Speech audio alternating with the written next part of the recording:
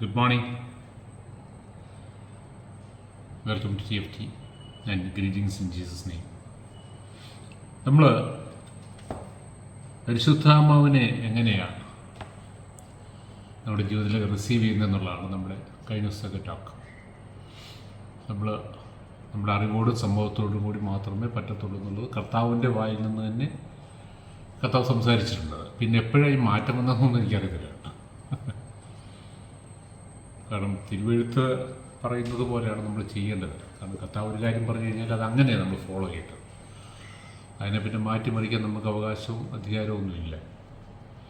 ഞാനൊരു വാക്യം വായിക്കാം. റോമർ 7:37 യോഹന്നാൻ്റെ സുവിശേഷം 7-ാം അധ്യായം അതിൻ്റെ 37-ാമത്തെ വാക്യം. തിരുനാളിൻ്റെ അവസാനത്തെ മഹാദിനത്തിൽ യേശു എഴുന്നേറ്റ് നിന്ന് ശബ്ദമുയർത്തി പറഞ്ഞു, ആർക്കെങ്കിലും ദാഹിക്കുന്നെങ്കിൽ അവൻ എൻ്റെ അടുക്കൽ വന്ന് കുടിക്കട്ടെ. അപ്പോൾ പരിശുദ്ധാത്മാവിനെ സ്വീകരിക്കാനുള്ള ഏറ്റവും വലിയൊരു കാര്യം എന്താ പറയുക? വിശ്വാസം. വിശ്വാസം. 2 ദാഹം എന്ന് പറയുന്നത് ഞാൻ പണ്ട് പറഞ്ഞിട്ടുള്ളതാണ്. മരുഭൂമിയിൽ കൂടെ നമ്മുടെ കയ്യിലെ വെള്ളമെല്ലാം തീർന്നു. നമ്മുടെ അടുത്ത് ഇഷ്ടം പോലെ സമ്പത്തുണ്ട്, പൈസ കയ്യിലുണ്ട്, ലിക്വിഡ് ക്യാഷ്. പക്ഷെ വെള്ളമെല്ലാം തീർന്ന് 4-5 ദിവസം അലഞ്ഞ് തിരിഞ്ഞ് നടക്കുമ്പോൾ നമുക്കൊരു കുപ്പി വെള്ളം 1,00,000 രൂപ വില ചോദിക്കുകയാണെങ്കിൽ പൈസയാണോ നമ്മൾ വാല്യൂഡായിട്ട് വെക്കുന്നത്, അതോ ഈ വെള്ളമാണ്? നമ്മൾ 1,00,000 രൂപയ്ക്ക് ഒരു ബാർഗനിങ്ങും ഇല്ലാതെ കൊടുത്തിട്ട് മേടിക്കും. കാരണം നമ്മുടെ അടുത്ത് പൈസ ഇഷ്ടം പോലുണ്ട്, പക്ഷേ വെള്ളമില്ല. അപ്പോൾ അതാണ് ദാഹം. കാരണം അതില്ലാതെ നമുക്ക് മുമ്പോട്ട് പോകാൻ പറ്റത്തില്ല എന്നുള്ള റിയലൈസേഷൻ. അപ്പോൾ യേശുക്രിസ്തു തന്നെ പറഞ്ഞത്, ആർക്കെങ്കിലും ദാഹിക്കുന്നെങ്കിൽ അവൻ എൻ്റെ അടുക്കൽ വന്ന് കുടിക്കട്ടെ. അപ്പോൾ ഇതൊന്ന് നമ്മൾ ഇതിൽ മനസ്സിലാക്കേണ്ടത്, ഒന്ന് വിശ്വാസത്തിൽ എന്ന് പറഞ്ഞാൽ പ്രായപൂർത്തിയായി കർത്താവിൽ വിശ്വസിക്കുന്നവർക്കുള്ള മാനസാന്തരപ്പെട്ട് കർത്താവിനെ സ്വീകരിക്കുന്നവർക്കുള്ള പ്രതിഫലമാണ് പരിശുദ്ധാത്മാവെന്ന ദാനം. എന്നിട്ട് പറയണം, അതിനുവേണ്ടൊരു ദാഹം വേണം, ഒരു ക്രേവിങ് വേണം. നമുക്ക് എത്ര പേർക്ക് അങ്ങനെ ഒരു ക്രേവിങ് വന്നിട്ടുണ്ട്? എനിക്ക് പരിശുദ്ധാത്മാവിൻ്റെ ആ ശക്തി എന്നിൽ വരണം, പരിശുദ്ധാത്മാവിൻ്റെ നിറവ് എനിക്ക് വേണം, പരിശുദ്ധാത്മാവിൻ്റെ സഹായം എനിക്ക് വേണം. കാരണം പരിശുദ്ധാത്മാവിനെ കൂടാതെ എനിക്ക് ഈ ലോകത്തിലൊരു വിക്ടോറിയസ് ലൈഫ് പറ്റത്തില്ല, അല്ലെങ്കിൽ ജയകരമായിട്ട് ജീവിക്കാൻ എനിക്ക് പറ്റത്തില്ല. കാരണം കർത്താവ് എന്നെ പറഞ്ഞിട്ടുണ്ട്, എന്നെ കൂടാതെ നിങ്ങൾക്കൊന്നും ചെയ്യാൻ പറ്റുമെന്നുള്ളത്. അപ്പോൾ ഇത് ഞമ്മല്ലേ കുഞ്ഞുങ്ങളോടല്ല പറഞ്ഞിരിക്കുന്നത്, പ്രായപൂർത്തിയോടെ പറഞ്ഞിരിക്കുന്നത്. ദാഹിക്കുന്ന ഏവരും ആർക്കെങ്കിലും ദാഹിക്കുന്നെങ്കിൽ അവൻ എൻ്റെ അടുക്കൽ വന്ന് കുടിക്കട്ടെ. എന്നിട്ട് പറയാം, എന്നിൽ വിശ്വസിക്കുന്നതിൻ്റെ ഹൃദയത്തിൽ നിന്ന് വിശുദ്ധ ലിഖിതം പ്രസ്താവിക്കുന്നത് പോലെ ജീവജലത്തിൻ്റെ അരുവികളൊഴുകും, അല്ലെങ്കിൽ നദികളൊഴുകും. എന്നിൽ വിശ്വസിക്കുന്നതിൻ്റെ ഉള്ളിൽ നിന്ന്, അല്ലെങ്കിൽ ഹൃദയത്തിൽ നിന്ന് വിശുദ്ധ ലിഖിതം പ്രസ്താവിക്കുന്നത് പോലെ, ദൈവവചനം അരുളി ചെയ്യുന്നത് പോലെ ജീവജലത്തിൻ്റെ അരുവികൾ ഒഴുകും.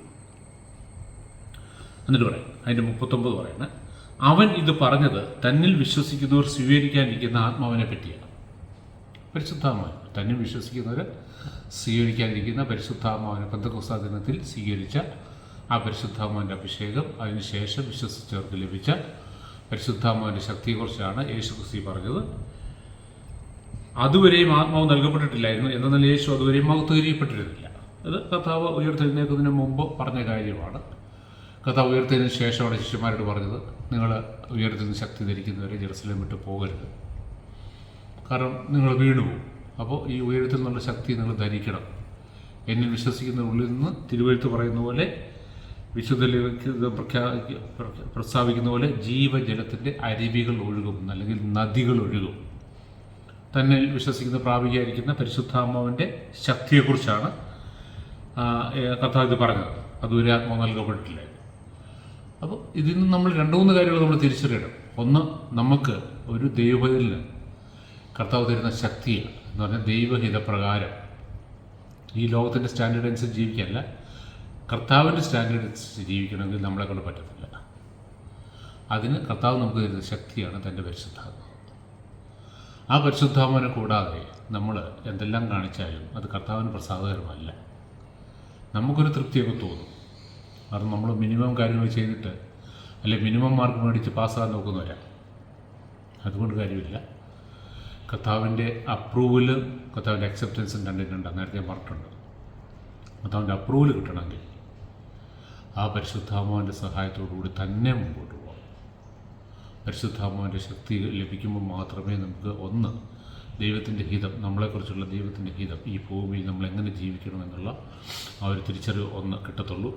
രണ്ട്, തിരിച്ചറിവ് കിട്ടേണ്ട കാര്യമില്ല, ആ ഹിതമനുസരിച്ച് ജീവിക്കാനുള്ള ശക്തി ലഭിക്കത്തുള്ളൂ. ഈ രണ്ട് കാര്യങ്ങളും നടക്കണം. മനസ്സിലായെന്ന് വിശ്വസിക്കുന്നു.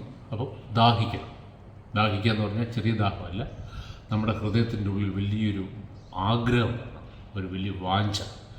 പരിശുദ്ധാത്മാവേ, എനിക്കങ്ങയുടെ അഭിഷേകം കൂടിയേ തീരും, എനിക്കങ്ങയുടെ ശക്തി കൂടിയേ തീരും, എനിക്കങ്ങയുടെ നിറവ് കൂടിയേ തീരും.